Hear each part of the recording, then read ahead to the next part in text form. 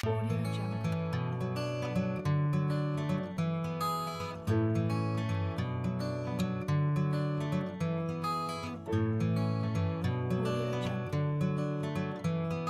Jungle.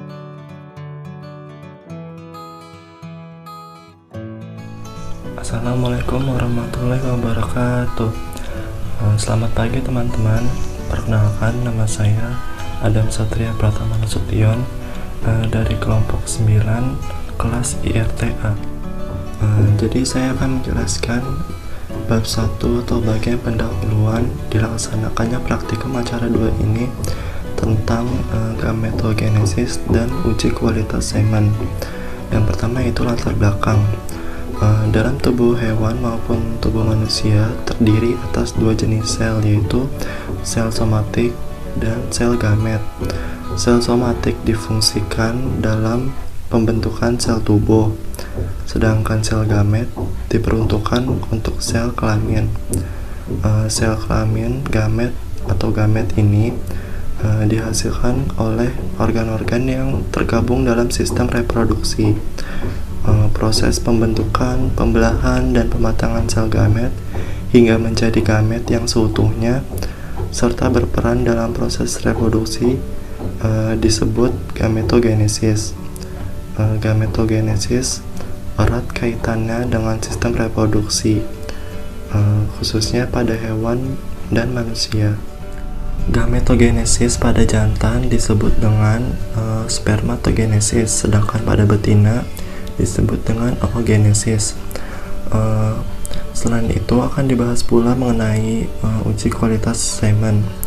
Setelah mengetahui bagaimana proses gametogenesis dapat terjadi pada ternak jantan maupun betina, untuk menguji kualitas sperma dapat dilakukan dengan dua macam tahap, yaitu secara makroskopis yang meliputi warna, bau, konsistensi atau kekentalan, dan pH. Sedangkan pada secara mikroskopis dapat diuji dengan motilitas massa, motilitas individu, konsentrasi, viabilitas, dan abnormalitasnya. Apabila dalam penelitian atau pengujian kualitas sperma tersebut tidak sesuai dengan karakteristik sperma pada umumnya, maka dapat dikatakan bahwa sperma tersebut mengalami kelainan yang baik dari segi kualitas maupun kuantitasnya. Selanjutnya yaitu yang kedua, tujuan praktikum. Yang pertama, praktikan dapat mengetahui proses pembentukan sel gamet jantan dan betina. Yang kedua, praktikan dapat mengetahui struktur sperma dan ovum serta fungsi bagian-bagian sperma dan ovum. Yang ketiga, praktikan dapat mengetahui proses terjadinya fertilisasi secara mendalam. Dan yang terakhir, praktikan dapat melakukan pengujian kualitas sperma. Selanjutnya yang ketiga, manfaat dari praktikum yaitu praktikan diharapkan memiliki pemahaman secara komprehensif tentang proses spermatogenesis pada ternak jantan maupun oogenesis pada ternak betina, dan uji kualitas semen, sehingga nantinya dapat menarik minat mahasiswa untuk melakukan penelitian serta mengembangkan pengetahuannya yang berkaitan dengan bahasan praktikum kali ini. Audio Jungle. Assalamualaikum warahmatullahi wabarakatuh. Nama saya Dika Haidar Pasya dari kelompok 9. Di sini saya akan membahas tentang materi dan metode yang digunakan dalam praktikum IRT acara 2 dengan judul gametogenesis dan uji kualitas semen. Pertama-tama saya akan membahas materinya terlebih dahulu. Untuk praktikum kali ini, alat yang digunakan antara lain yaitu mikroskop, alat tulis, pipet, termometer, glass beaker, isomositometer, kemudian kontainer, spuit, object glass, cover glass, hand counter, gunting, bunsen, dan juga pinset. Sedangkan bahan-bahan yang digunakan yaitu NaCl, eosin, semen beku, dan nitrogen cair. Untuk metodenya sendiri, praktikum kali ini dilakukan di daerahnya masing-masing dengan mekanisme secara daring. Caranya yaitu dengan menonton video yang telah diunggah oleh asisten di YouTube, kemudian praktikkan menyimak serta memahami isi video tersebut yang membahas tentang proses terbentuknya gametogenesis pada ternak jantan dan betina, proses terbentuknya atau terjadinya fertilisasi, dan mengamati uji kualitas semen secara makroskopis maupun mikroskopis. Setelah itu praktikkan menjelaskan dengan singkat isi video tersebut. Terima kasih. Assalamualaikum warahmatullahi wabarakatuh. Perkenalkan, saya Muhammad Riasin, NIM 282, akan menjelaskan tentang sel gamet jantan yaitu sperma. Sel gamet jantan tersebut terbagi dalam 3 bagian penting. Yang pertama ada kepala, terus ada bagian badan, dan yang terakhir ada ekor. Dari ketiga bagian penting ini terdapat bagian yang lebih kecil lagi, yaitu ada akrosom, sitoplasma, nukleus, sentriol, mitokondria, dan membran plasma. Yang pertama ada akrosom. Akrosom di sini berbentuk seperti helm untuk melindungi kepala sperma. Nah, di dalam akrosom sendiri ini terdapat enzim hyalurodinase untuk membantu sperma menembus sel korona radiata dan zona pellucida yang ada di ovum. Selanjutnya ada sitoplasma. Dari sitoplasma ini merupakan sel yang berbentuk sebuah cairan yang terdapat di luar nukleus. Nah, sitoplasma terdiri dari 80-85% itu adalah air. Sisanya protein 10%, lipid 2%, dan polisakarida serta asam nukleat yang masing-masing 1%. Nah, area sitoplasma ini terbatas pada bagian luar, yaitu membran plasma, lapisan ganda lipid, dan bagian membran nukleus. Nah, tugas utama dari sitoplasma sendiri adalah untuk menyokong dan memastikan keamanan molekul seluler dan organel yang berada di dalam sitoplasma tersebut. Selanjutnya terdapat nukleus. Nah, bisa dilihat nih nukleus.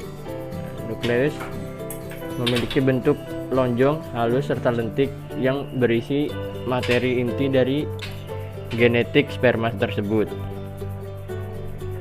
Selanjutnya ada sentriol. Sentriol terletak pada bagian tengah dari fibril yang dikelilingi oleh cincin dari 9 pasang. Nah, fibril ini bertanggung jawab untuk motilitas sperma serta memfasilitasi pergerakan sperma melalui saluran alat kelamin betina. Sentriol ini juga berfungsi dalam proses pembelahan yang berlangsung dengan membentuk kutub-kutub. Selain itu juga berperan dalam proses mitosis dan juga penyelesaian sitokinesis. Nah, selanjutnya ada mitokondria. Nah, mitokondria juga termasuk dari badan sperma, yang dimana ada sistem metabolik yang ditemukan untuk menyediakan energi untuk motilitas sperma. Nah, selanjutnya ada membran plasma. Membran plasma sendiri bagian spermatozoa yang sangat berperan dalam proses fertilisasi untuk merusak tudung akrosom, sehingga menyebabkan keluarnya enzim-enzim yang diperlukan selama proses fertilisasi. Selain itu, membran plasma juga berfungsi untuk melindungi serta mengatur keluar masuknya molekul-molekul dan juga sebagai reseptor sebagai rangsangan dari luar sel. Nah, yang terakhir ada bagian ekor. Di bagian ekor sendiri disebut juga dengan flagel yang memiliki struktur tipis serta memanjang. Nah, bentuk ekornya sendiri itu seperti cambuk. Ekor ini berfungsi dalam mempermudah pergerakan sperma untuk menembus korona radiata. Terima kasih. Assalamualaikum warahmatullahi wabarakatuh. Perkenalkan, nama saya Muhammad Riasin, NIM 282, akan menjelaskan tentang morfologi sel gamet betina atau yang biasa disebut ovum. Nah, sel gamet betina terdiri dari 5 bagian. Yang pertama ada sel granulosit, yang kedua zona pellucida, lalu ada membran pitelin, lalu ada sitoplasma, serta yang terakhir ada nukleus. Bagian yang pertama adalah sel granulosit. Sel granulosit adalah sel darah putih yang di dalamnya ada sitoplasma yang mengandung granula-granula, masing-masing memiliki fungsi untuk mengikat dan memakan benda asing yang akan masuk ke dalam ovum. Nah, selanjutnya terdapat zona pellucida.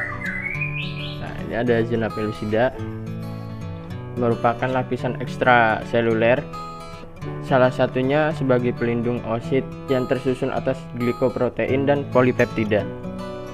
Pada saat fertilisasi, zona pellucida berfungsi untuk mencegah adanya sperma lain yang membuahi sel telur.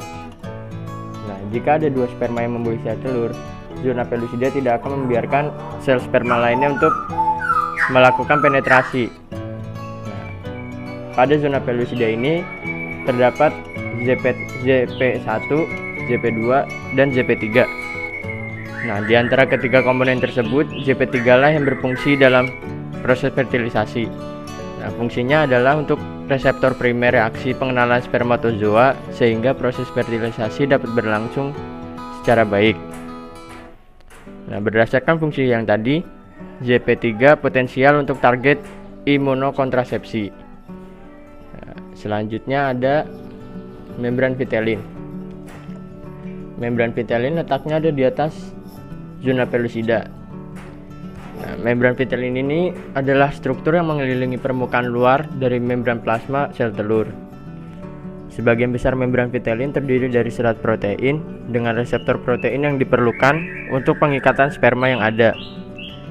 Nah, pada gilirannya terikat pada reseptor membran plasma sperma. Nah, sedangkan pada unggas sendiri, membran vitelin ini berfungsi untuk melindungi sel telur dan mengatur pertukaran zat antara sel dengan lingkungan di luar sel. Sedangkan pada ruminansia sendiri, pada saat proses fertilisasi, membran vitelin berfungsi untuk menyeleksi sperma yang akan masuk dan memisahkan kepala dengan ekor sperma. Selanjutnya ada sitoplasma. Sitoplasma itu mengandung semua bahan yang membentuk sebuah individu baru seperti protein, ribosom, mRNA, tRNA, dan bahan-bahan lainnya. Nah, fungsi dari sitoplasma ini sendiri pada saat proses fertilisasi adalah sebagai tempat terjadinya reaksi pembentukan sel. Lalu selanjutnya ada nukleus. Nukleus merupakan inti sel yang menjadi pusat komando sel eukariotik. Nukleus biasanya merupakan organel-organel yang menonjol dalam sel karena menyumbang sekitar 10% volume dari sel. Bentuk nukleus itu bermacam-macam, ada yang lonjong, bulat, bahkan ada yang berupa cakram. Meskipun nukleus itu inti sel, namun letaknya tidak selalu berada di tengah, bisa saja berada di tepian. Nah, pada ovum ini nukleus merupakan sel yang mengandung gen dari sifat indukan, atau lebih disebutnya sebagai di mana sifat gen itu ada di nukleus. Terima kasih. Oke, jadi saya akan menjelaskan morfologi spermatogenesis. Pada ternak jantan, proses pembentukan sel gamet disebut dengan spermatogenesis. Spermatogenesis terjadi di dalam tubulus seminiferus. Adapun tahap-tahap yang terjadi pada proses spermatogenesis, yaitu yang pertama spermatogonium, di mana masih memiliki jumlah kromosom 2N atau bersifat diploid. Lalu spermatogonium akan mengalami proses mitosis 1. Proses mitosis yang terjadi pada spermatogenesis disebut dengan spermatositogenesis. Setelah mengalami proses mitosis, kemudian berubah menjadi spermatosit primer yang masih memiliki kromosom 2N atau bersifat diploid. Setelah itu, spermatosit primer akan mengalami pembelahan lagi, memasuki fase meiosis 1 yang disebut dengan spermiogenesis. Lalu spermatosit primer berubah lagi menjadi spermatosit sekunder yang kromosomnya bersifat haploid atau jumlahnya N. Kemudian akan membelah lagi melalui fase meiosis 2 menjadi spermatid yang juga memiliki kromosom bersifat haploid. Selanjutnya akan mengalami tahap diferensiasi menjadi sperma yang sesungguhnya. Pada tahap ini akan terjadi proses penyempurnaan yang semula hanya ada kepala, nukleus, sitoplasma, lalu akan beregenerasi menjadi sperma yang seutuhnya, yaitu memiliki ekor untuk alat gerak sperma tersebut. Assalamualaikum warahmatullahi wabarakatuh. Kembali lagi bersama saya Dika Haidar Pasya dari kelompok 9. Pada kesempatan kali ini saya akan membahas tentang proses gametogenesis pada ternak betina, yaitu oogenesis. Oogenesis sendiri terjadi di dalam ovarium. Proses oogenesis dimulai dengan bakal sel telur atau oogonium yang bersifat diploid akan mengalami pembelahan mitosis, menghasilkan oosit primer yang sifatnya diploid.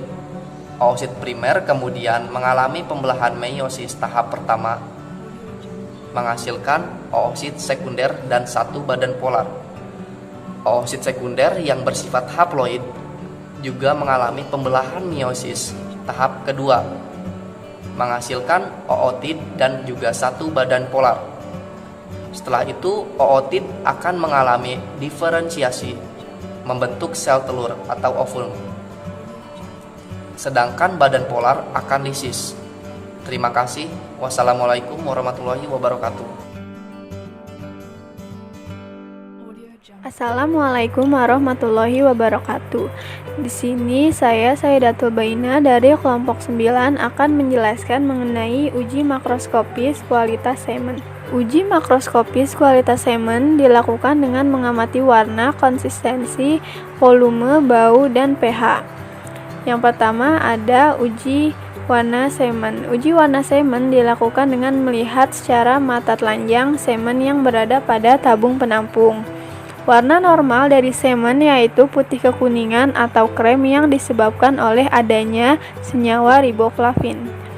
Senyawa riboflavin merupakan vitamin B2 yang diperoleh melalui pakan yang telah terfermentasi oleh bakteri asam laktat.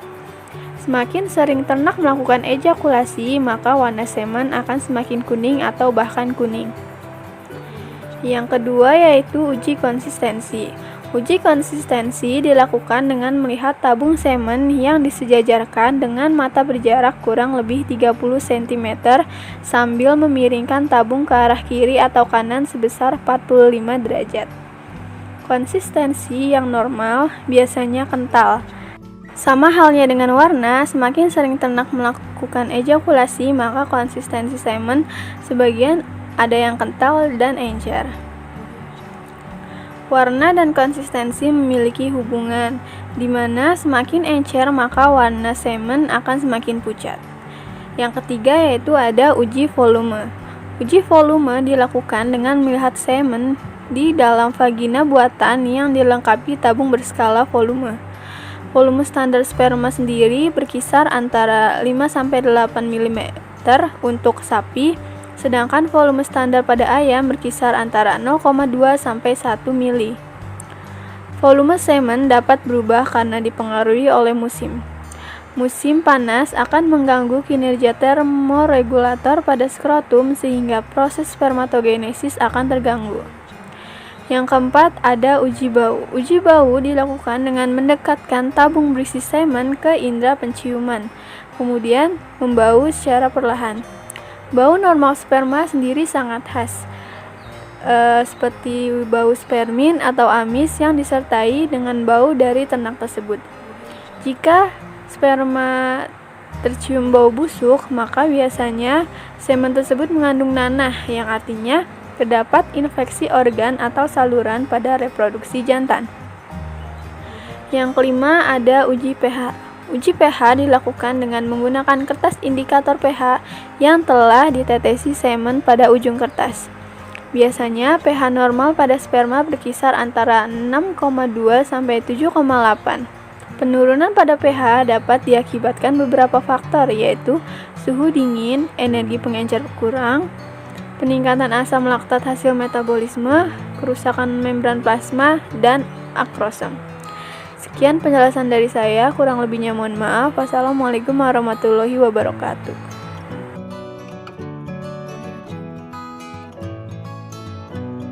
Assalamualaikum warahmatullahi wabarakatuh. Perkenalkan, nama saya Muhammad Abdurrahman Hafiz. Kali ini saya akan menjelaskan tentang uji mikroskopis semen. Uji mikroskopis semen adalah uji kualitas semen menggunakan mikroskop. Pada uji mikroskopis terdapat 4 aspek yang menjadi parameter uji, yaitu motilitas, mortalitas, abnormalitas, dan konsentrasi. Pembahasan yang pertama yaitu motilitas. Motilitas adalah pergerakan maju dari kumpulan spermatozoa secara progresif. Pengujiannya adalah dengan cara semen segar diteteskan pada kaca objek tanpa ditutup cover glass. Kemudian diamati dengan mikroskop dengan perbesaran 400 kali. Dapat dilihat pada gambar kiri terdapat motilitas individu, sedangkan gambar kanan terdapat motilitas massa. Pada motilitas individu dapat dilihat antara individu satu dan lainnya bergerak bebas, tidak ada gerombolan ataupun gumpalan. Sedangkan motilitas massa terdapat gerombolan seperti awan. Untuk lebih jelasnya, kita dapat melihat pada kiri layar antara sel-sel sperma bergerak bebas antara individunya, tidak ada yang berkelompok. Sedangkan pada motilitas massa terlihat bahwa spermatozoa bergerak menggerombol membentuk seperti awan.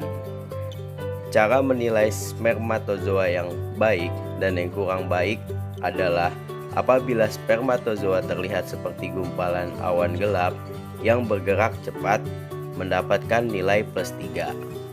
Sedangkan apabila spermatozoa bergerombol namun pergerakannya lambat mendapat +2. Dan apabila spermatozoa bergerak individu tanpa bergerombol itu mendapatkan nilai +1. Dan jika tidak ada pergerakan maka tidak mendapat nilai sama sekali. Selanjutnya ada mortalitas. Mortalitas adalah jumlah spermatozoa yang mati selama proses pengenceran. Dalam proses pengenceran, jumlah spermatozoa yang mati biasanya akan meningkat. Hal ini disebabkan karena kurangnya ketersediaan energi dan rendahnya kandungan nutrisi, ditambah peningkatan pH semen setelah pengenceran. Pengujiannya dilakukan dengan cara semen diletakkan pada kaca objek dan ditutup dengan cover glass. Kemudian diamati dengan perbesaran 400 kali. Ciri-ciri semen yang mengalami mortalitas atau kematian adalah kepala dan badannya berwarna merah, khususnya bagian kepala. Perhitungannya adalah jumlah semen atau spermatozoa yang mati dibagi oleh jumlah seluruh spermatozoa dikalikan dengan 100%. Selanjutnya adalah abnormalitas. Abnormalitas semen adalah individu spermatozoa yang memiliki bentuk tidak sempurna, seperti pada gambar tersebut. Gambar B adalah contoh semen yang mengalami kepala patah. Gambar C, semen mengalami ekor bengkok. Gambar D, semen mengalami pembengkakan ekor. Dan gambar E, asimetris antara kepala dan bagian ekor. Prosedur pengujiannya adalah dengan cara semen diletakkan pada kaca objek dengan menggunakan pipet sebanyak 1 tetes. Kemudian di sampingnya diberi eosin negrosin dan dihomogenkan menggunakan kaca objek yang lain. Setelah homogen, goreskan kaca objek lain dalam konveksi, lalu amati dengan mikroskop dengan perbesaran 400 kali. Penilaiannya, sperma yang abnormal dibagi dengan jumlah seluruh sperma dan dikalikan 100%. Yang terakhir adalah konsentrasi sperma. Konsentrasi dinilai berdasarkan jumlah banyaknya individu sperma dalam 1 mili semen.